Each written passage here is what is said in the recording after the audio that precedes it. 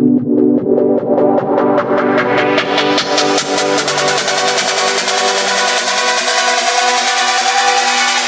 is something special inside you. Welcome to GNG Podcast with your host, speaker, best-selling author, Chaz Jackson. Yo, what's going on, kings and queens? It's your boy Chaz Jackson coming back to you once again, representing GNG Gift and a Gift.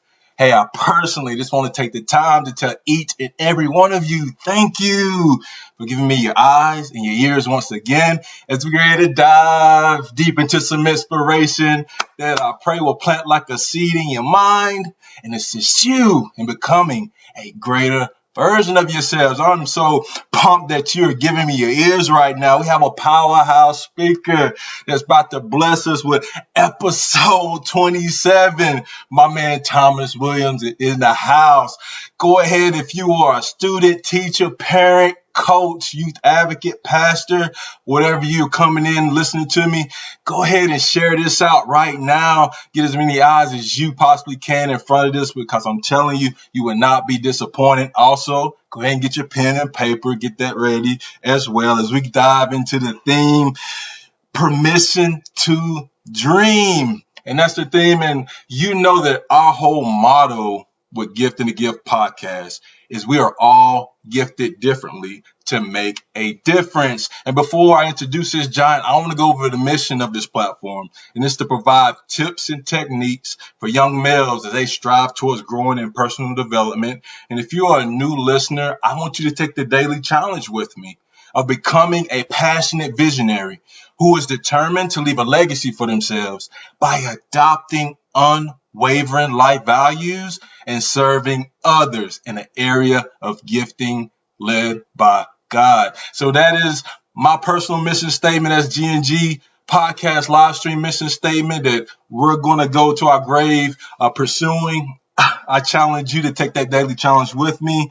And let me read off this short bio of my man Thomas R. Williams. He's a professional speaker, author, and athlete. He impacts his audience by helping them create a successful vision which leads them to greatness. My God, the Hitman, you are live on GNG Livestream Podcast. Are you ready to get it, champion? Let's go, baby. Let's go. Let's give them what they woke up for, man. Yes, sir. Yes, sir. And I know what I read off, Thomas. That was short and sweet. Is there anything else you would like the audience to know about yourself? No, man. Let's just get right to it. I've been looking forward to this, man, all day, man. I feel like this is dinner and dessert all in one. Oh, most definitely. And again, thank you for diving deep and sharing yourself with the audience. And can you just go back a little bit on your story as far as how did you journey to get to the point that you're at now as far as a speaker, an author, NFL athlete, and kind of go through your whole story for the audience so they can know a little bit more about you? Yeah, so originally I grew up in a small town called Vacaville, which is between Sacramento and San Francisco, and playing football and baseball growing up, and ended up earning a full ride scholarship to play at the University of Southern California. And after that, got drafted to the Jacksonville Jaguars, and then played there for a little bit, played with the Patriots after that. From the Patriots, went to Buffalo. From Buffalo, went to Carolina. Had a neck injury 2011, tried to come back in 2012. Had another severe neck injury, and that's when I heard that knock on the door just from God upstairs, letting me know that, hey, football is this part of your story is over, but the book still be to be continued. And so for me, man, I went to church. I got done playing football on a Friday. I went to church on Sunday, and when I walked through the church doors, I remember hearing, "My chains are gone, and now I'm free." And it was Amazing Grace when we walked into the it was praise and worship.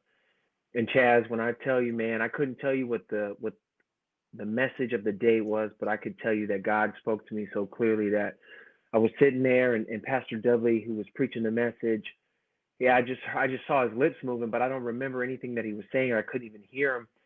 But because I was praying the whole entire time to church and saying, God, give me a message, give me a word, and let me know what I'm supposed to hear, what I'm supposed to do. And he said, you thought football was your purpose, but it was just your passion that leads you to your purpose. And I was Mm, like, I like wow, that. I like that. this is amazing. Okay, so God said, well, you used to play football 365 days out of the year because you loved it so much. And Thomas, I created you with so much passion to be passionate. But I'm going to need to take that same energy and I'm going to need you to focus it in another area of life. And so God said, I only used to have like 2 to 3 months to work with you, that you could work for me because you were so occupied with playing ball. And now I get to use you every single day of your life. And so at that day, I've kind of found out that football wasn't my purpose.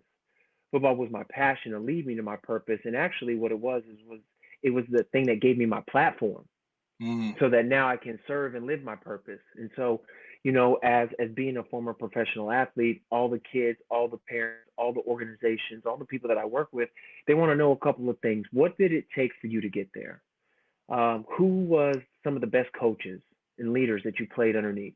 Who were some of the best teammates? Because whether you're in school and you're in elementary school or in high school and you want to you have this ultimate dream, this ultimate goal that you want to pursue, there's something in there that I can help you with. If you're an organization and you want to figure out how to merge and build a better culture inside of your company because you want to drive numbers, or how do you get perseverance because there's some breakthroughs that you want in order to happen, or there's a sales team organization that you want me to work with, or leadership, or all these different things, is that it just comes back to some of the greatest things that I learned while I was playing sports. And so for me, finding my purpose now and living my purpose, it's a lot easier on this side because I know playing football, I was always trying to figure out, am I in the right spot, right? Because as being an athlete, like, coach, am I in the right spot, right? And right. sometimes you would feel like you're in the right spot, but because the guard pulled, the A gap just turned into a C gap, which means where you thought you were supposed to go, it changed.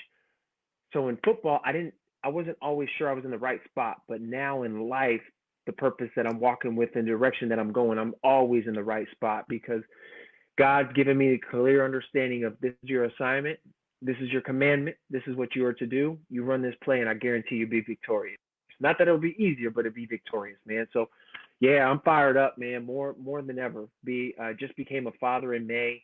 Got engaged in October. Congratulations, man. So, man, I'm telling you, this is. I got my own team every day that I get a chance to pour into, man, and we're trying to win. Dude, that's it. That's it. Thank you for diving even more deeper into your story for the audience. And dude, you are shining your light. It's amazing how, again, football was your passion. I can relate, being a football athlete myself, and that obstacle of that injury.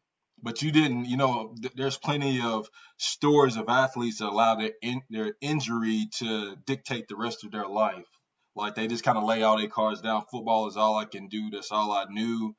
And they tend to go backwards. But you allow that to be an opportunity for God to reveal what truly he wanted you for. And again, using football as a conduit to get you in front of people and for you to be able to shine your light. I love John Maxwell's work. He says, we have to be salt because, if you put salt on anything, it ain't good for everybody, but it makes it taste good, right?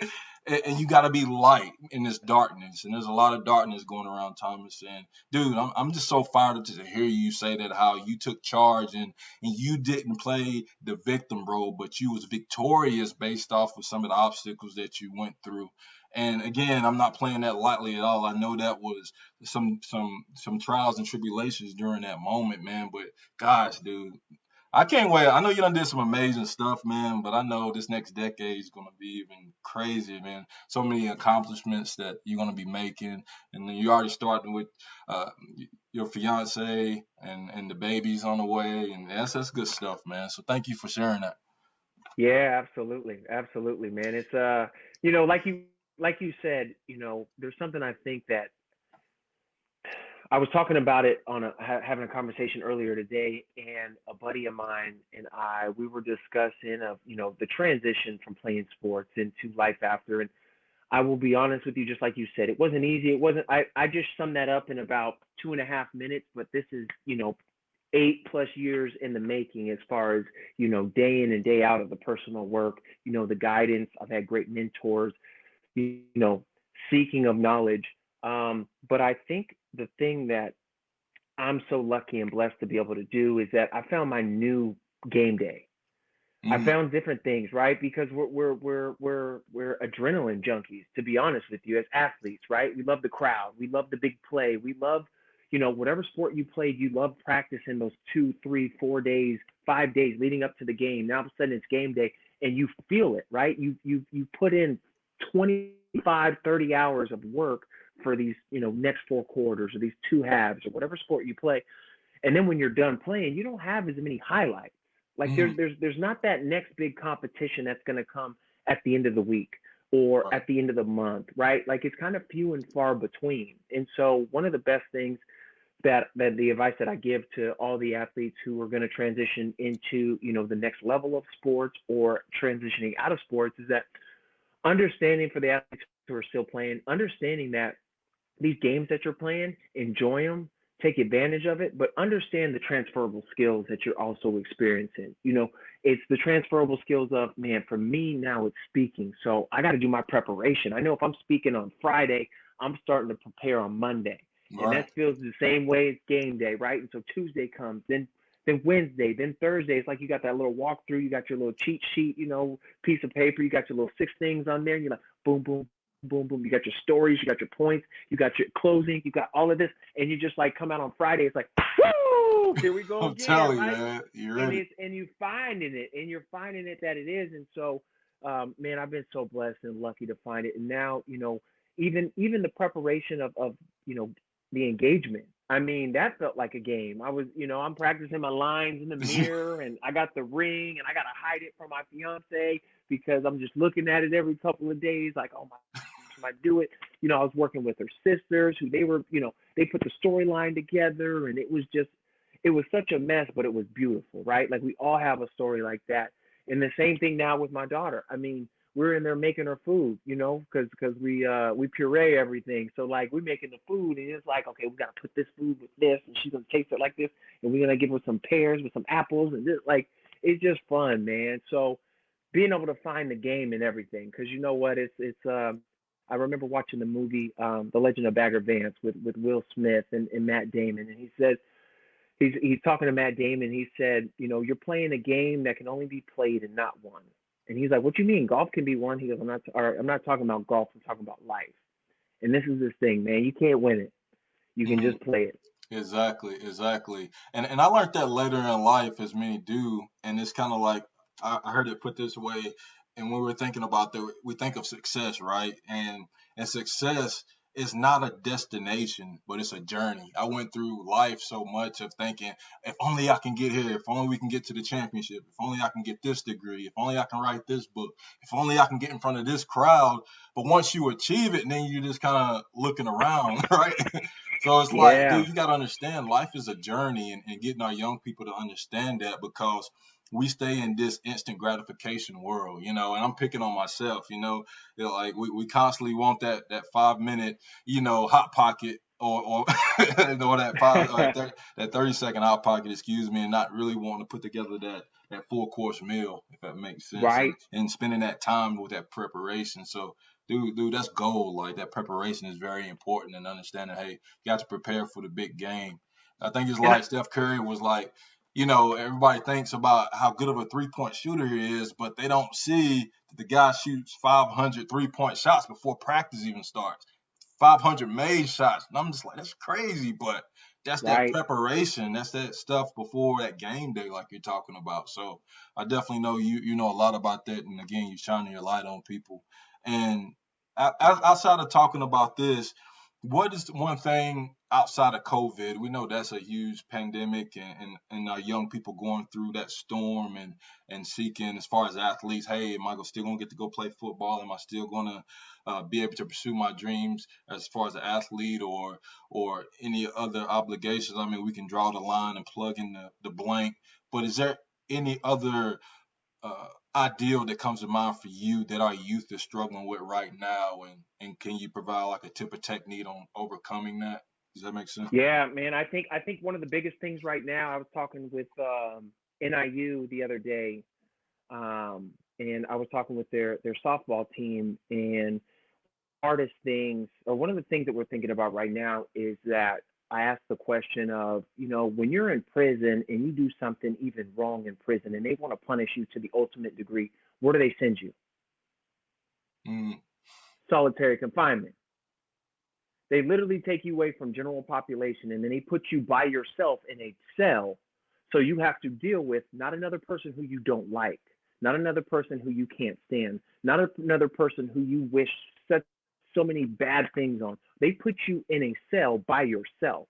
They don't take away your food. They put you in a cell by yourself. And so what we have to understand is that this is one of the worst times for our young people because they're literally prisoners because they can't go outside. They can't interact. They can't go to recess. They're not able to, in some of the states, they're not able to play sports with their friends and they can't connect. And the thing that I was telling the NIU softball team about is that, man, we remember growing up, we're being grounded. We would be grounded, right? Like you do something wrong and you're grounded. And like, I'm not talking about 2020 grounded. 2020 grounded is like go to your room, but you still got a nice TV on the wall. You got your Xbox and your PlayStation. You got your phone. Like you're not really you're not really grounded. You know what I'm saying? Like when we were growing up and you get grounded, like one, I didn't have a TV in my room, right? Like my mom came and yanked the radio out, which means I was sitting in my room with my thoughts, right? And the thing is that I used to have to envision being outside and playing. What am I going to do when these 2 weeks are over? Mm-hmm. How am I going to go outside and play? Like, because I could hear my friends dribbling the basketball. They're like, pass me the ball. And they're like, you can hear the dunk on the rim, right? You can hear the basketball dribbling. You could hear, football catching, drop passes. Like, you could hear it. And so I literally would have to envision myself almost throwing a pass to my buddy Grant, catching a pass from my buddy Phillip, having an alley-oop from Dan up the street or hitting a home run with Todd who lived around the corner. Like, I used to have to envision myself out there making these plays because I was like, all right, man, I know I got 2 weeks in here, but I know as soon as that 2 weeks comes up, man, I'm going to be out there balling, baby. So the thing is, with the youth is that even though, one of the greatest things that we can do is we can master our mind in this time instead of allowing our minds to master us. And so one of the greatest things I think that we can give to our youth is having them understand and write down, whether it's on a piece of paper or in their phone, or being able to envision of what are you going to do when this is over? This is what it is. So what are you going to do when this is over? When you're able to go back to school, or when you're able to go back outside, or when you're able to compete again, what is that going to look like? How is Chaz going to be when he gets an opportunity to go back on the field with his teammates? How is he going to be as a player? How is he going to be as a student when he can go back to school? Like, we have to start looking at this because here's the thing. The enemy wants to keep us where we are and where we've been. God says, I know the plans I have for you, which means the plans are the things in the future. So if we can take our minds and we can focus on the future, then that gives us hope. But when we keep our mind here in the present and also what it used to be in the back, then that's where we start to get the mental health. That's where the issues start to come about. And that's where the anxiety and the depression kicks in. And we all know that that's the place that we don't want to be. So for all of the young people, dream. Dream. That's permission to dream. That's why I wrote the book, like permission to dream. Like, you have permission to dream. Yeah, I can't go outside right now. I can't go out and play. But when I can't. Oh, I'm going to tell you this right now, man. I'm just going to run. I'm going to run to the end of the block and back every single day. Man, I'm going to dribble the basketball 500 times with my left hand, 600 times with my right hand. Like, whatever it is, I love Jay-Z's quote when he says, block my body, can't trap my mind. Like, he said, block my body, can't trap my mind. Like, you cannot do it. So you could put me in whatever sphere I'm in physically, my body. But my mind is going to go so far beyond, man. Me and my fiance, we did it last year. We make vision boards. And we literally just make these vision boards and we start to put different things on it. And it's like, if anything is possible, you start with a blank slate. If anything is possible, Chaz, what do you want to come true? Like, what do you want to come true? Not what can come true. If anything is possible, it's a blank slate now. I'm telling you, man. What you take from the magazine, from the books, from your pens and your markers, and you put on this canvas. This is your canvas that you want. This is what you're going to aim for in the future. This is what you're working towards the next 365. So what do you want it to be, man? And the thing is that we can. There's so many things that might go wrong, and obviously we're seeing a lot of the things going wrong, but we have not put a coin, we haven't put a penny on what could go right. Not a penny. Dude, dude, like, dude, so many things are popping in my head from what you're saying. The hitman, I'm telling you, hey, I'm sure you are very, very, very excited that you got that pen and paper, like I told you. But if you didn't, it's fine. Go ahead and pause it. Pause this bad boy and get your pen and paper. Rewind it back. That's the hitman drop some jewels, man. And dude, the first thing popped in my head was Matthew 19:26. With man, things are impossible, but with God, all things are possible. And like you said on that vision board, I start my show with that mission statement: take the daily challenge of becoming a passionate visionary. And I feel like that's so important, that visionary part, knowing that you are an architect and you are a forecaster, man. And we can talk for hours about that, but you have the ability with your mind to build the life that you want, because your life is a reflection of the stories that you tell yourself. So what stories are you telling yourself during COVID-19, during being in the isolations like Thomas was talking about? And And dude, just for that's proof, man, gold. hey, this is my fiance's. Oh, I Just for love it. Look proof, at just that. to show you. That's it. Do Just y'all see just this? proof, man.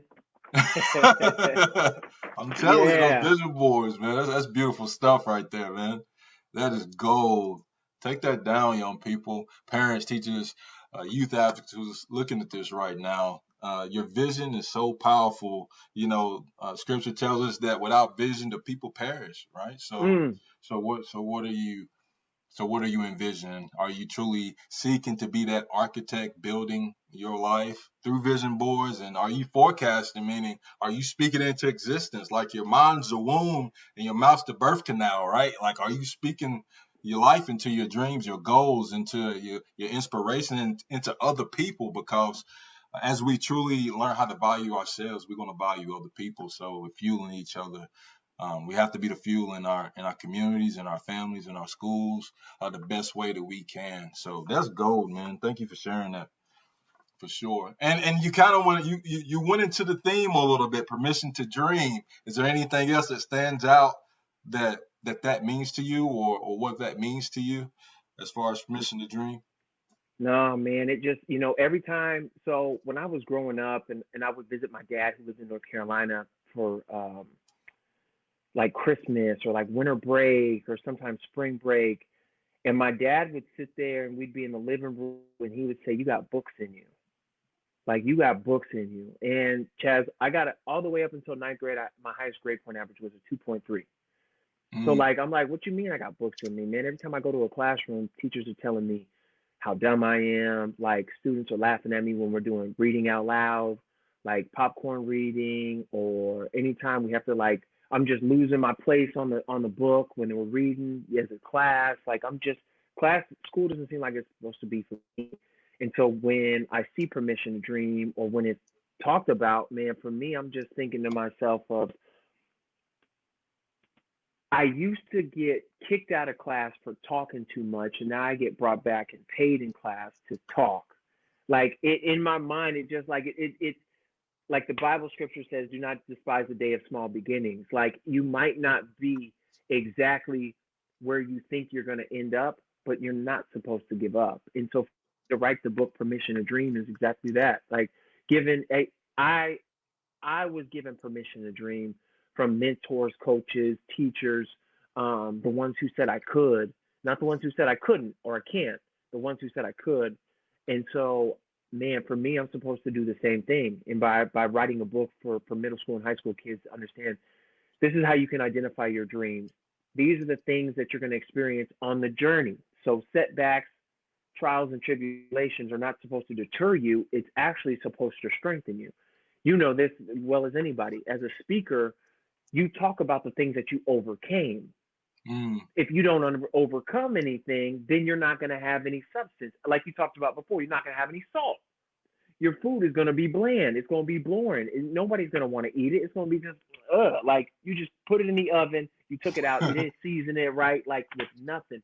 And if we're going to take that same analogy and write it all the way through, man, your struggles are the salt to the food.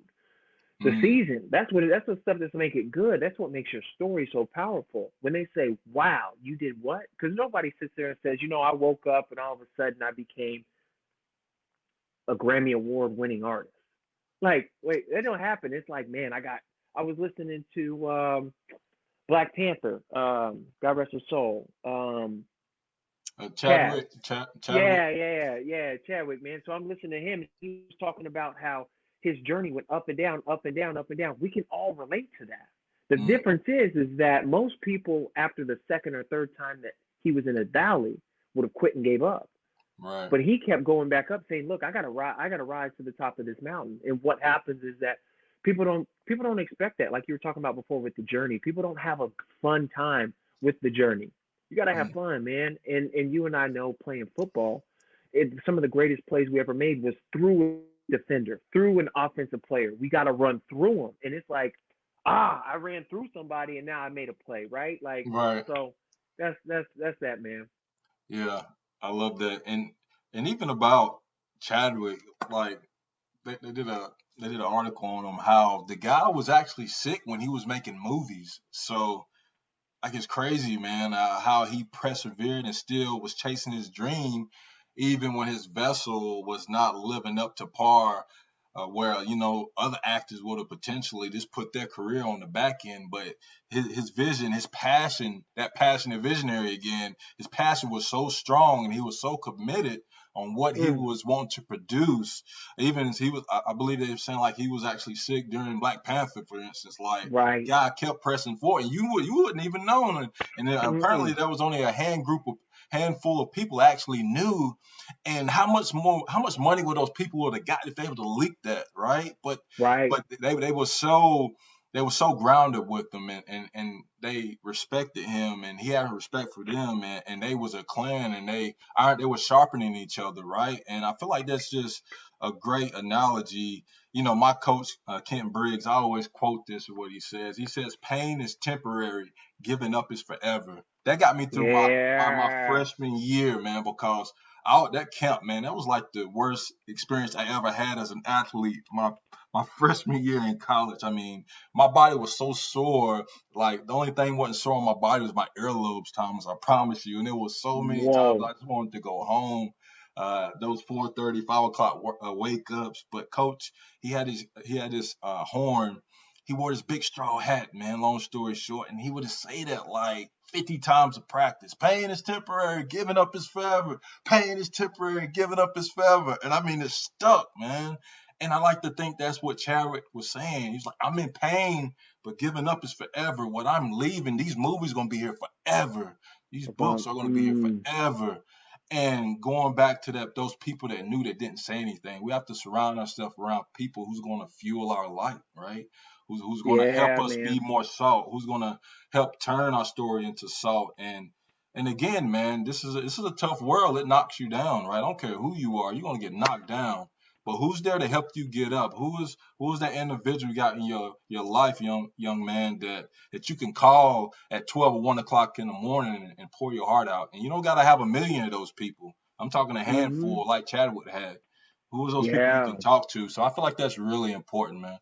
And yeah, man, thank you for going into that permission to dream. I like that title, by the way. Also, the relentless pursuit of greatness, man. Again, I'm speaking it out there. You got more books in you. I know you do, man. So Yeah, man. Yeah. That's it. The thing with the relentless pursuit of greatness is I felt like there were so many different tools and resources for us in college as athletes. So you show up with your suitcase or your duffel bag, and it's got your clothes, it's got your toothbrush, it's got just stuff like that. And then you show up and they got a binder for you, and this is going to be your itinerary. And then they have another binder for you, and this is going to be your weight room workout. They got another binder for you, and this is going to be a syllabus. They got another binder, this is your playbook. And I felt like there wasn't a resource, or there wasn't a binder for um, life skills. There mm, wasn't a binder for teaching me how to network. There wasn't a binder for teaching me how to do career development. There wasn't a binder to teach me about budgeting and personal finances. There wasn't a binder about time management. Like there was this part of me as an athlete. It was only last so long. It was either going to be 4 years maybe 14 more years. But it's going to come to an end. I'm going to be Thomas Williams, the human being, long after I'm done as Thomas Williams, the athlete. And so, man, it was pressing on my heart that I wanted to write a playbook for college student athletes on what do they need to do um, while they're playing, because that's when the iron is hottest. You know, strike while the iron's hot, and that's when you're a commodity. When you can walk into most businesses and say, "My name is Thomas Williams. I play linebacker for the USC Trojan. It doesn't matter if I was starting or not. Like, I have a brand that backs me and that can put me. Here's an internship. This is career development. This is how you network. This is how you can develop your resume. This is these are all these things that I just didn't feel like someone was helping me with and putting as much emphasis on while I was playing. But they wanted me to go from surgery on a Wednesday afternoon, and they wanted me to come after surgery and start my rehabilitation right then and there. Like, wait a minute, I'm just out of surgery, but you guys have this sense of urgency when you want to start putting ice, stim, and compression on my knee fresh out of surgery. But I'm thinking to myself, well, we're not putting the same type of sense of urgency on me trying to, what am I going to do the day my scholarship check, runs out, and and I still need to pay rent, or I still have a car note, or I still have a phone bill. What about those type of conversations? Why isn't anybody saying, look, when you're done playing football at this university, you have these 4 options of jobs. When, these are the people that you need to hang around with. Get away from your football buddies. Go hang around with the kids who are going to school for school here and find out what they are going to school for. What are they going to intern in the summer with? What are the things that they want to do? And so I just really felt convicted, man. And I felt responsible personally to write a book. And so The Relentless Pursuit of Greatness, the reason why we titled it that is because it's not a number. Personal greatness, the relentless pursuit of greatness is your own personal definition of it. It's, can you be an athlete? Chaz is a great football player, and he's also somebody who's working in the community. He's also somebody who's, part of the leadership committee. He's also getting this, degree in this and this and this. Or you're going to be, what, Thomas is a good football player, but he sits home and plays video games all day. But he doesn't go to class when he's supposed to. But he cusses out all the people who are trying to help him. But you can be an and, or you can be a but. And so, the relentless pursuit of greatness, man, is definitely trying to add to people's and. Dude, that's gold. And man, I'm thinking back to when I left school. I wish I had this book. And I know it's blessing so many college athletes getting this book. Like, and I'm saying that from the bottom of my heart, because I remember I graduated from West Carolina University 2010. I graduated with 2 business degrees in entrepreneurship and sales and marketing, thinking I was going to go out and get this 6-figure job. Nobody in my family, a handful of people that actually even went to college. It was me and my cousin. He's a couple years older than me. He played ball. But, no older aunts, uncles, moms, dad, nobody that went to school at this time. And it was like this grand thing, man, I got this piece of paper, man. I'm about to be a millionaire, man, And as soon as I got out, kid you not, Thomas, and not knocking this place at all. I mean, it's a great business. My first job was at Papa John's making pizzas. And that was a culture shock to me as an athlete, going from, Division I AA player, starting linebacker, to working at Papa John's, and it was a culture shock, man.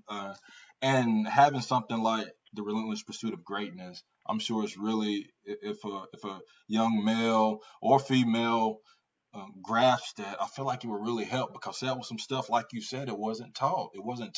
And I'm even passionate about, the college students and athletes that I work with, is going through some of those life skills and networking and the budgeting aspect of it, because, me growing up, I didn't ever really see my mom and my dad write checks, how to properly write a check, or how to go properly put your money in savings, and how do you start that savings account? What is a credit card? How to properly use that stuff, man. It was just based on, the money system or government assistance. So when I got out, man, I was really lost in that world. So, dude, that book is gold, man. And I'm telling you, I know it's already affected a lot of people, but I'm definitely would recommend that to some student athletes for sure, because, yeah, man, I'm definitely resonating with that as a former athlete myself. And It was a lot of struggle making it up to where I am now. But again, that failure, that experience, man, that's what it all takes. So that's really good Yeah, stuff, man. man. We're supposed to pass it on now. That's what we're responsible for. Yes, sir. You gotta pass on. You gotta pass the torch. You gotta pass the torch. And last question here, man. So you know that the motto of this show is we're all gifted differently to make a difference. I feel Yeah. like I have a story, you have a story, you have a set of gifts that I don't have. We may have some similar gifts, but there's going to be certain people that you can impact. There's going to be certain people that I can only impact. And I feel like that there's someone listening right now, a young male that hasn't necessarily tapped in their gift yet. They kind of got an idea of what they're good at, what they think about a lot, but they haven't truly manifested to bring that gift out because gift and a gift stands for, physically we're a gift, but I truly believe that there's something inside a God-given gift to unleash and contribute for their generation and the next generation to come. Can you shed some light for that young male real quick on giving them a tip or technique on how do you manifest and get that gift out and share it to the world? Yeah, young people, hear me loud when I say this. Your gift is the thing that you can do and you do it effortlessly. Your gift Mm, is the thing that when everybody else is struggling to do it, it's extremely easy and simple for you. Your gift is honestly most of the time something that you can't even identify because it mm, comes so naturally, so easily to you. And everybody else, you think that, wow, it comes so easy to me that everybody else could probably do this easy as well. But that's not true. Your gift is that thing that you can do without even thinking about it. There's something that's inside of every single one of us. You know, um, I was reading a book a few years ago, and it was talking about our secret superpowers. And I wow. just remember thinking about reading the book, and the secret superpowers made me think about what are my secret superpowers. And then it was like, as I was reading the book and I was understanding, and each page has gone by, I was starting to embrace my secret superpowers. And then at the very end of the book, it was talking about our superheroes. Wolverine's a superhero. He's one of my favorite, right? He's got those long nails and he can fight and he can Hugh claw. Jackman, man. He's the man. So all of a sudden, then you got Batman, who's got his secret superpowers as well, right? You got Superman, you got Spider-Man. Now, the reason why I bring this up is because it's just like every single one of you. See, Superman has a superpower. Superman can fly. Wolverine will never, ever, ever be able to fly. Batman, he can sit there. He's Dark Knight. He can fly for a little bit. He drives in his car, but he will never be able to fly as far as Superman. But he also won't be able to claw like Wolverine. Then you have Spider-Man, who Spider-Man doesn't have really. He doesn't have like these weapons that come out from his hands. He doesn't have these weapons like Iron Man or anybody like that. Spider-Man just has spider webs. So the things that he does is that he's able to swing from buildings, trees, and objects to objects using his secret superpower. It would be ashamed if every single one of those superheroes sat there and said, Spider-Man was like, man, I can't fly, so I'm not a superhero, and he just walks home. Batman says, I'm not a superhero because I don't have these long nails that come out of my hand, and he just walks home. Same thing with Superman. He goes, I can't do anything. I can't be great like the rest of them. But it's not what they did. They all said, look, Batman, you do what you do. Superman, you do what you do. Wolverine, you do what you do. Spider-Man, you can do what you do. But I'm going to do what I do. Because you guys got your own secret superpower. I respect it. But I too have mine. And because I have my superpower, I'm going to be a bad superhero just like y'all. So the thing about it is when we try to compare ourselves and our superpowers to other people's superpowers, then we'll be extremely, extremely disappointed and let down. And we'll always feel like we're second best. There's a thing called an imposter syndrome. And the imposter syndrome tells you that you're not good enough because you can't do it like them. Or it tells you that one day they're going to find out that you're not as good as they think you are. But it's a Mm, lie. It's a lie that you think in your mind. It's a lie that's been put into your head. So the reason why I wanted to talk to you guys about superheroes is because, look, every single one of us is a superhero. What's my secret superpower? I could talk. I've been talking ever since 3rd grade. Matter of fact, I used to get kicked out of class for talking. I used to get suspended for talking. I'd look at my mom and tell her now, hey, I was just getting a whole bunch of practice back in the day. Because now I'm getting paid for it. It's my job. But I'll tell you another thing that I cannot do. Secret superpower for me is not being handy. I can't hang a TV. I'll tell you this right now. I can't sit there and unscrew a light bulb if a light goes out in my house. Pretty much, if you can't plug it in, I can't do it. It would be a shame for me to compare myself to some other people who are extremely handy. They can build a car, they can build a computer, they can sit there and put an Xbox together by just a couple of pieces. That's not my gift. I know my gift. And in order for me to use my gift, I have to know it. So for all of you out there, you got a secret superpower. Remember, it's the thing that comes extremely easy to you. It's the thing that you think that everybody else can do. And it's also a reminder that, hey, just because you can't fly doesn't mean you're not a superhero. Or just because you have a web doesn't mean you're a superpower. Or you have these long nails. Or you have the Batmobile. We're all superheroes. Use your superpowers. And that's your gift. Boom. Hey, I'm doing my Chip Baker right there, man. Dude, that was beautiful. That was beautiful, dude. Like, I know you got somebody jumping up and down right now. They're like, oh my God, like, I gotta talk to this guy more, man. Like, I'm gonna re-listen to this again, but I want to reach out to Thomas. I really want to learn more about his work, about how I can get his book, how, I can just get him to shine some more light on how I can unleash my superpower and also grow in personal development. Do you mind sharing your contact information with the audience? Yeah, absolutely. So right now I'm on a hiatus from social media, man. So I haven't been on social media since December 31st, 2019. So it's almost going to be a year. So you can't find me anywhere. It's been one of the best breaks that I've ever taken. But where you can find me is I have a website, which is thomasrwilliams.com. Both the books are on Amazon, so you can get them Amazon. Permission to Dream, Relentless Pursuit of Greatness. Shoot me an email. My email is thomas@thomasrwilliams.com. Like I said, man, newly engaged, got a baby, so I'm not as responsive as I used to be, but I definitely get back to you in a timely manner, man. Thomas, thank you so much for shining your light on the audience.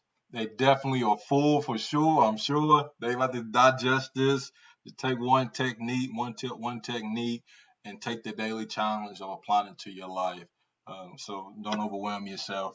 But, man, that was gold, man. Again, thank you so much for blessing GNG Podcast with your time, your effort, your inspiration, your wisdom.